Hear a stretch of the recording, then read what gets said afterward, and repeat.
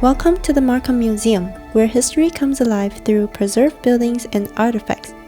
Nested in the heart of Markham, this museum is more than a collection of old structures. It's a tapestry of stories depicting the lives of early settlers. Each exhibit has been carefully relocated, restored, and curated to immerse you in the rich heritage of the community. So my name is Raja Tulloch. I'm going on my second year of being both a tour guide and an educational program instructor at the Markham Museum. I really love working here, especially in both of my roles, because I'm able to connect people in my community to the different types of histories as a tour guide.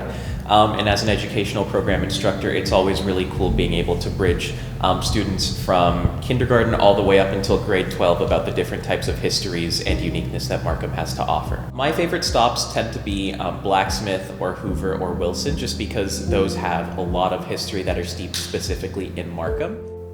The shop, made entirely of wood, lacks insulation, making it cold but authentic. Central to the shop is the forge, where metal was heated until red hot. Nearby, a bucket of water served as a cooling system. After shaping the metal, the blacksmith would submerge it to cool and temper the material, a simple yet crucial process in toolmaking. What is the significance of some key artifacts like tools or furnitures in understanding daily life in the past? Absolutely. So I think it depends on where you go throughout the museum. As we're an open-air museum, we have a bunch of different buildings, all from different walks of life. So for instance, going into a building such as Honey House, which focuses on beekeeping, you'd see a lot of beehive-related accessories or beekeeper-related accessories that help the beekeeper do their job. But going into, like I said, Hoover House, you'd see a spinning wheel, which was kind of a mainstay in family homes at the time, since you would typically patch up or make your own clothes instead of go out and buy some. And going into something like a blacksmith shop, where you'd see a lot of tools that were designed to work with the forge and help make metalworks. Look in here, I'll show you in just a minute. You can see the inside section of the wall. It's made by stacking bricks and wood on top of each other, so the wind can't come through, so it's a lot stronger. These are the walls of the Chapman House, built in 1832 by Nathan Chapman Jr., the son of the United Empire Loyalist Susanna Fackler and Nathan Chapman Sr. They were among the first settlers in Thornhill. Step inside and you'll find a remarkable collection of artifacts that once belonged to the original owner. From an elegant grandfather clock to a humble chamber pot, period cookware, intricate decorations, and even books from the era. The items tell a story of affluence and refinement. Nathan Chapman Jr. was so wealthy that farming was a pastime rather than necessity, making the Chapman House one of the finest homes of its time. But I feel proud in what I do in delivering the tours. It's something that I'm really passionate about, and I've always really been able to relate to and enjoy history, and so it's always been exciting for me, and it's really nice to be able to connect to people in an avenue that I really enjoy.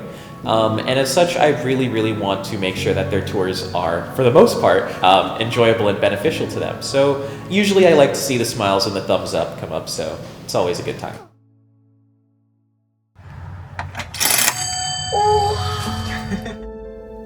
Markham's rich printing history comes alive in the recreated print shop exhibit. Local printers were vital for producing newspapers, advertisements, and business cards, especially when larger companies did not serve smaller communities. The shop displays essential equipment like the proofing press, jobbing press, and printing press. Visitors can learn about the chase, a frame holding the typeset letters, and discover how phrases like cut to the chase and terms like uppercase and lowercase originated from the printing industry. At the back of the wall, you can see the original prints that were made in the shop back in the time. An interesting feature is the paper cover windows. This ensured privacy, preventing competitors from stealing stories or advertisements by peering inside. Why do you think it is essential to preserve these historical buildings and stories for future generations? Absolutely. So it's definitely a challenge, but it's something that needs to be done. not only to reflect on the past, but also to be able to grow in the future. Something as someone who works for the museum myself, I take a lot of pride in is trying to be authentic and accurate with my tour details, and as such, feel like I'm delivering a comprehensive little bit of history to my actual tour groups.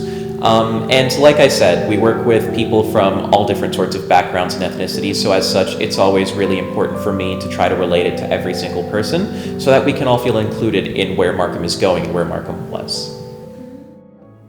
Originally built in the 1847, the Markham Baptist Zion Church is a Gothic Revival-style building constructed from red clay brick, which is a costly material at that time.